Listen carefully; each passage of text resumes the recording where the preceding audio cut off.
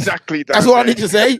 You in London, so 5K is nothing. Because even like a man was telling me that in London, damn near everything's way more money. You know, like even services and that. So even if you get a plumber, Noble, it costs way more down there. Triple the cost, sibling. So big up the London crew, but down there is crazy, man. Crazy. Listen, if I go to London, I can quadruple my costs. Crazy. And I'm still cheaper than them man's down there. You see it? You do business down there, Noble? Yeah, man. Oh, proper thing. I try not to because obviously, you know, it's a long thing. If I go to London, I'm stopping overnight. It's standard. I ain't going out to no damn London and then driving back and all that business. But yeah, man, you know what we do. So okay, let's get into some of these comments because they are valid still. They are valid. We're gonna hella valid.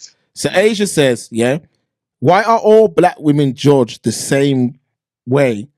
If black women can distinguish different types of black men, then why can't the men do the same? I don't think they ever needed a reason to jump ship, to be honest. Asia, there's a lot of truth in that, but it's not entirely the truth. Let me explain something to you. Do you remember a character called Apu in Simpsons? Now, we all know that Indian man ain't all like Apu, don't we?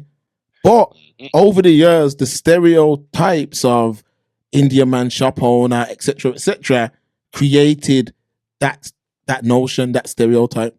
Okay, so even though we know every Indian brother isn't Apu, that's the stereotype of what an Indian man was in the West, talking about like a shopkeeper or whatever, which is why in there was a Tango advert that done it, the Simpsons do it, bare people have done it. That's the same with black men and black women. Now, hear what I'm saying, Aisha. This ain't about a man like myself or Noble, or this ain't about them. It's about a timid youth who he hasn't even stepped out there yet, but he's on his phone. Somebody like say, even let's say a little 17-year-old. I remember when I was younger, when I was like 15, 16, and used to get on the bus. And when you get on the bus now and you see girls, and I remember there'd be like girls on the back of the bus swearing and kicking off, and yeah, you know what I mean? And just being loud. Yeah. And I remember thinking, yo, what's this about? But then when I met my little girlfriend at the time, she was completely the opposite. But I remember being shocked, to get me, because in school, not all girls, because I know enough of you watch this, not all of you were like that, but you know the ones I'm talking about. Yeah. They would always overpower, they were the overpowering ones. And then that's how it happens, basically. Hopefully I've explained it properly. That's how it happens. One person creates the stereotype for all of us. And for men, that ain't Asia. I'm not talking about just us, you know, outsiders too. E42, big up. These men were jumping shit long before the content came out. Some men. It's accelerated. It's accelerated. That's what's happened, though. That's what you got to appreciate. It's been accelerated by because it's almost like them mans are doing it. What if they're doing it?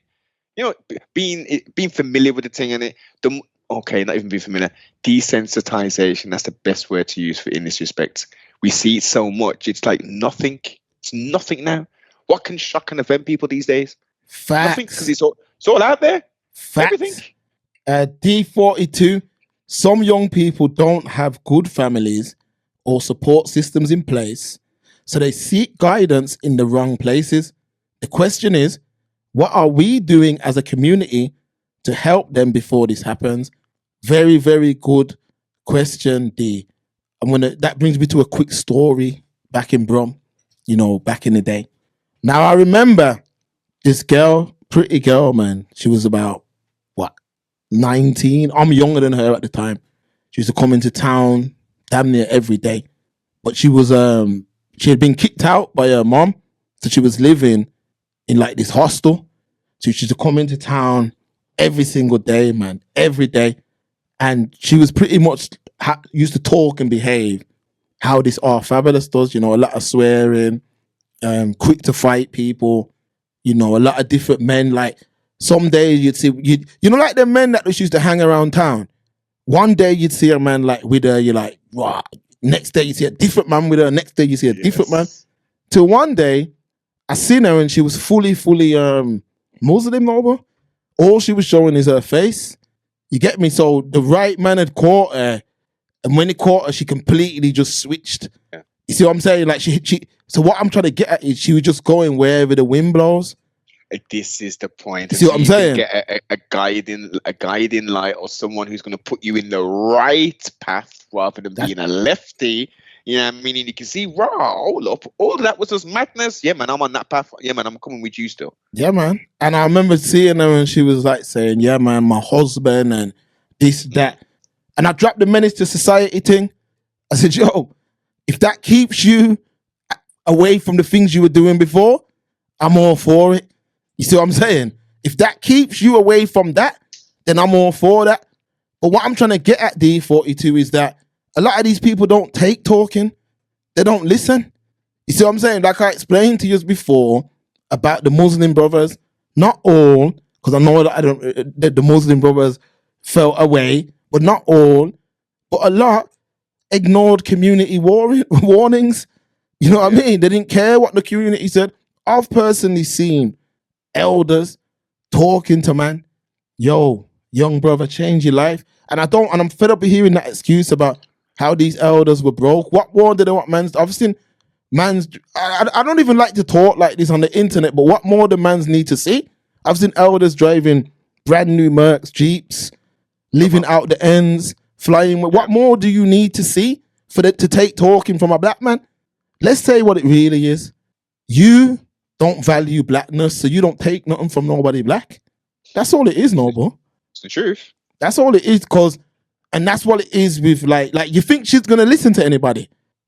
Think about it, people. Look at her attitude. You think she's gonna listen to anyone? She has a lot of PTSD. She needs help. What she needs is help. Shouldn't even be on the internet. Come on. Shouldn't even. She should be out somewhere in the sticks, having therapy, talking through her experiences, understanding why the behavior that she displays, why does that come to the surface? What are these triggering points?